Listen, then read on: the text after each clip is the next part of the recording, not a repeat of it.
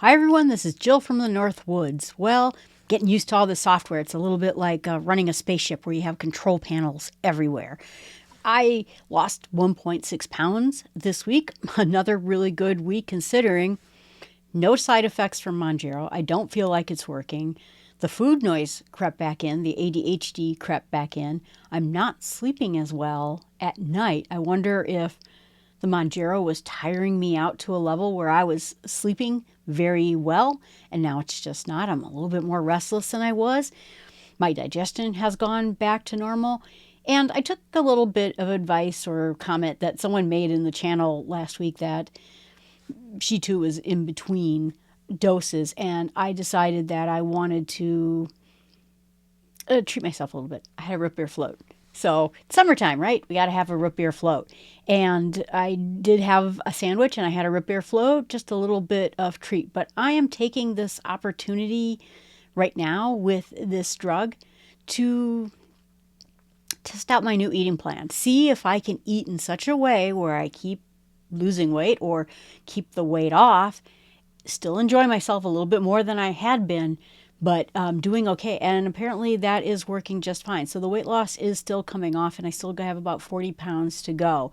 I meet with my doctor in 2 weeks, and that's when he'll decide whether or not I can go up in dose. I think that he, I don't know, just wanted to see how I was doing, just to make sure I was healthy. And I'm really excited about that because, like I said, I think he's taking good care of me, and I think it is going very well, so I don't foresee any problems. Let's go ahead and get rid of that. So 1.6 pounds, fantastic. I'm pretty happy about that. Some funny things just over the week about losing weight is someone asked me, she said, are you ever going to think of yourself as thin? And it's really hard. My friend takes pictures of me when we go out to eat, and I don't recognize myself. I don't recognize myself. I'm doing videos. I'm doing 7 videos a week, and I don't recognize myself. It's a very weird thing for me, and it'll take time to get used to, I think, for sure. But I moved this room around. This room is kind of my craft room, my recording studio. It's where I read books. I got this nice loungy couch over here where I can read books. And I also sort of keep it as a quiet meditation room too if I wanted to get some peace and quiet. So it's sort of my sanctuary. And I moved all the furniture around so that the chair would be right behind me, and I have a better kind of studio view for recording these videos. And it was a ton of work, but I used to move heavy furniture around, particularly heavy bookcases, by throwing my weight behind it. And I can no longer throw my weight behind it. I was like, why isn't this bookcase? I've moved this bookcase 7,000 times and I can't move it. Oh, yeah, I also weighed 60 some pounds more, and I could shove furniture around a little bit easier because I could throw my weight behind it. And I guess I can't anymore, but that's okay. I'll take it. I'll take it. And it's been really good. I'm about to go through another clothes cycle. So we have gone through, clothes, and I kind of keep the size too big and the size too small. And then I switch between those. And I started again at 4X, and now the XL are going out, and the 18 pants, and we're going to stick with 16. I'm starting to get into the 14s. I picked up a pair of 12 pants, and I laughed, and I said, I'll never finish in that. That looks like doll pants, but it's not too far away. So all good. Thank you also for much for coming. I appreciate you being there. Thanks for coming. I'm trying something new, so it's always kind of fun to have someone come in. And I'm trying to do this too, so we have a community. We can talk about the topics and talk about this together instead of me just talking at you. We can converse a little bit. And so we're going to talk about a little bit about food habits. I notice now that the drug is not working very well with me. Some of the cravings I used to have come back. And some of them aren't bad. Fruit. I've really been interested in fruit. It's summertime, and we should be interested in fruit in summertime because it's a good time to eat fruit, and it feels pretty good. But I noticed I used to be a very big pasta addict, and I made a lot of pasta in my time, and I would eat pasta for dinner all the time, and too much. And I decided no more meals that are just pasta, just rice, that kind of thing. And I feel those cravings coming back. Popcorn, rice, pasta. I was big into carbs, and I started coming up with these structures of rules around what I'm going to eat and not eat. I cannot have a bowl of rice for dinner. I cannot have a bowl of pasta for dinner. They can all be part of a dinner, but I could just see myself putting on weight by eating so many carbs. And right now, or before with Monjero, the only carbs I was really eating were related to fiber, getting my fiber in. And so I feel a lot of those bad habits I used to have kind of coming back into my brain a little bit. Although, if you think of Monjero as being training wheels for us, it gives us a chance, I think, to have a vacation away from all the things that were causing our eating to get out of whack. I saw a study that just came out, I think it was last week, or at least people are talking about it this week. They did brain scans of people on Monjero. And the Monjero, if you look at the people's brains, there's certain areas that lights up in regular people. And I think these were people who had weight issues.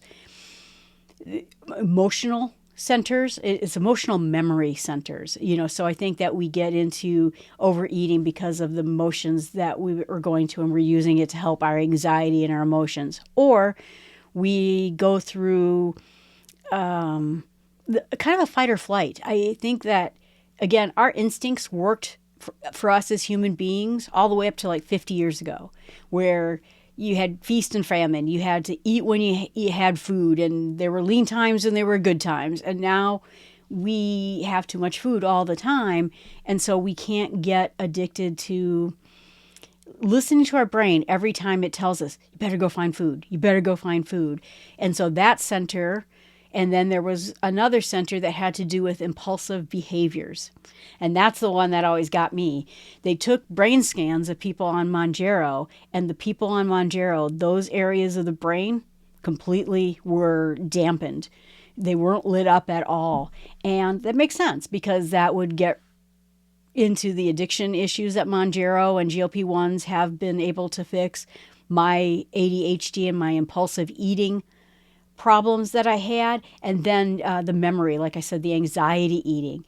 I think what it is doing is it's giving, besides the physical stuff of reducing our blood sugar and making the metabolism work again, it is actually kicking our brains back to where our brain, our executive, is a participant once more in our food planning. Now I can sit there and say, oh, look, there's a bag of chips. No, I think I'll skip that today. I did have a root beer float on Saturday. When before it would feel more compulsive, it would feel like something more I wanted to do. It's an impulse to do. And so it seems like it lets us master once again our eating, just like we would, just like a normal thing. Like, do I want to go to the park today? No, that's okay. It's a little bit humid today. We have that ability with our brains to decide things, but when it comes to certain aspects of our lives, we lose it, or we are more tackled by it. We just don't have as much resistance to it. And so the Monjero is able to help us a little bit. So this feels like a time of training wheels, a time for us to go ahead and test out some of our theories, our eating, try to break some of those habits. And again, I haven't eaten some of these things for a year, a bowl of noodles. Haven't had one for a year. So how do I ensure that I don't go right back into where I was before? I drank 6 cans of Diet Coke every day, if not more. How do I make sure I don't go back into those habits? And so we're going to talk a little bit about food habits and how you can break them. If you haven't read the book, Atomic Habits, I highly recommend it. It's a fantastic book, but it talks a little bit about making good habits and breaking bad habits. And there's a cycle that he talks about in this book where you essentially have a cue, a routine, and then a reward. So you think about it that my cue is I'm driving home from work and, oh, there's the McDonald's. There's my cue. So then my routine is that I drive through the drive-through I get a burger and my reward is this fantastic burger. And so it keeps reinforcing itself. And in order to break those kinds of habits, it can be easy to do and sometimes it can be hard to do. But we need to go through and take that mechanism that's kind of built in us and break it apart. We enhance it when we're trying to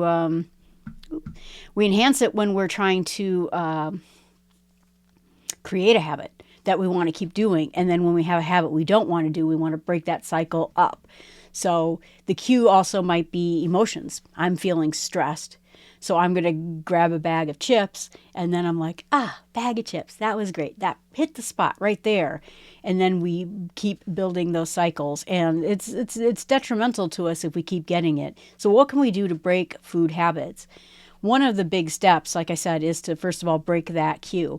I remember I had a habit where on Friday nights there was Outback Steaks right by my work, and I found out that you could order online. This was before the pandemic, so this was kind of rare for a restaurant. And you can order ahead of time, and then there's a pickup lane and they just bring your bag out. You pay for it and everything else like that. So every Friday I used to do that. And that was kind of my fun thing to start the weekend. Well, it was probably a bazillion calories right there. And what did I do is I first deleted that app off my phone. Even though I loved this cycle, I also then, instead of going right where Outback Steak was, I went left to avoid just driving in front of it at all. So you can get into these kinds of cycles where you just break them entirely. Part of it, too, is I think that I'm not much of a journaler, but keeping a food journal helps a little bit so that you can try to start writing down what your triggers are. I remember back in the day, my friend and I used to watch TV shows on Monday night. I think it was Melrose Place. And every Monday night, we'd pop a big thing of popcorn. We'd have a big bunch of pop or soda, as you may say, around, and then a bunch of junk food, candy, and food. And we would just watch TV that whole night. It was our big fun night out. And she said, even after all these years, I still get hungry for popcorn on Monday night, or if I hear the theme song to Melrose Place. I'm like, wow, that is just, we tied that so tightly together. So if you can keep some kind of a food journal so that you know what it is that's triggering you to do this thing, to go to this place, and then you can start interrupting that cycle, that habit cycle. And then sometimes, too, to understand the why behind it. Essentially, there are different reasons. You're bored, you're stressed, you're sad. Friday night is like, woo, yay, weekend. Is there something that is triggering it? Is it a social setting? Is it something that can change? So, for example, I still go to my friend's house and we still watch, we still have TV night with her and her husband now. And we just don't have those same food triggers. But I bet you if you played the Melrose Place theme song, we'd probably both go and pop popcorn for ourselves, and that would be kind of funny. But if you recognize what the trigger is or the emotional situation or what led you to that particular thing, then you'll be able to address it in some sort of a rational way. And so part of this has to do with planning ahead. So if you plan ahead, and the planning ahead might mean, like I said, turning left instead of turning right, or it might be having a replacement. Could I make something like a steak for myself at home that isn't quite as much as a food bomb as getting a whole meal with potatoes? I'm not going to do it all, make you all hungry, but like a big thing that was probably 2,000 calories. Can I just have something that's reasonable? I started buying flank steaks once I went on Monjero, and I cut them up into 3-ounce packages, and then I shipped them I froze them individually. It's not so bad. I can eat it. I feel pretty good about it, and I get a little steak every once in a while. Are there ways that you can actually replace that? But if you plan ahead, you avoid what is called decision fatigue. Oh gosh, I'm just Friday. I'm so tired. I just don't even think about it. But if you already have a plan in place, then you won't have to worry about it. Particularly when it comes to comfort food. So if you plan your meals, you set out something that you thaw, you prepare the ingredients ahead of time. Maybe you cook only one portion. Instead of me who lives alone, if I cook a whole bunch, like a big steak, well, I'm either one going to eat the whole thing in a big sitting, or I'm going to eat it for the next 2 days. And maybe I don't have to do that. Maybe there's ways, like I said, by individually freezing a serving size, and I only take out enough steak out of the freezer that is one type of thing. And then the other part is, can you avoid it by making sure you don't get so hungry or stressed? And that might be something like having some packs of nuts around that you could eat that would be fairly good for you, fill you up, and help you avoid the impulse of eating about whatever it is that is causing it. And the next strategy is something that's called the pause strategy. You don't want to get into that situation where you say that you're going to quit, because when you do, it somehow makes it forbidden, and now you want it more than ever. If you say, well, I'm going to quit drinking coffee, I'm just out of it, now maybe all you think about is drinking the coffee, or going to Starbucks or going and getting it. So instead, the question is can you pause this? And that might mean just a 5 to 10 minute pause, or maybe a 30-minute pause. And so I started enacting this, where I feel the compulsion to eat something. Can I just wait a little bit? I tell you, half the time, and maybe this is just my ADHD talking, I just forget I even wanted the other thing to begin with. And so then I just forget. You forget maybe you're not really that hungry, or maybe whatever emotion you were feeling or impulse you were feeling just goes away. And if you just put it away, and I do that for shopping too, that also works remarkably well for shopping, that you feel like you want to buy something and you just say, look, if I want to buy it, I can buy it in a week. And then, maybe you don't feel like it in a week. And so the pause structure helps you in doing that a little bit. I created one other thing, which is a little bit like the pause strategy, but it's actually a little bit different, that I told myself, because I found out about myself that if I tell myself I can't have something, it's all I want to eat at that particular point. So I told myself I can eat anything I want. I can have cookies, I can have candy. I'm going to get everyone hungry. But whatever I want, I can have. But I'm not allowed to grocery shop for it ahead of time. So if I feel like I want to eat a cake, okay, Jill, you can eat a whole cake. But you have to go out there at 7:30 at night and go drive over to the store and get yourself a cake. And then you're like, oh, that sounds like a lot of work, because I'm far lazier than I'm an overeater. So that strategy works really well for me, but it causes a pause and it causes me to have to do something. And that strategy has been very, very good for me. The other part of it too is I think we try to overreach when we set goals.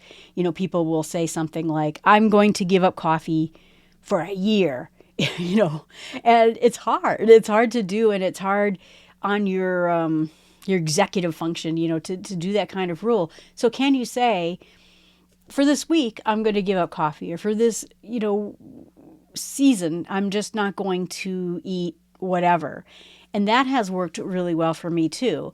You can't overhaul all your food items. And so you can really focus on like one habit, go and tackle whatever is the most egregious habit there is, whatever is striking you the worst, and just see if you can just pause it. For 1 week, I'm not going to eat this. If that goes well, maybe, in a couple weeks, try 2 weeks and start building your skills on this.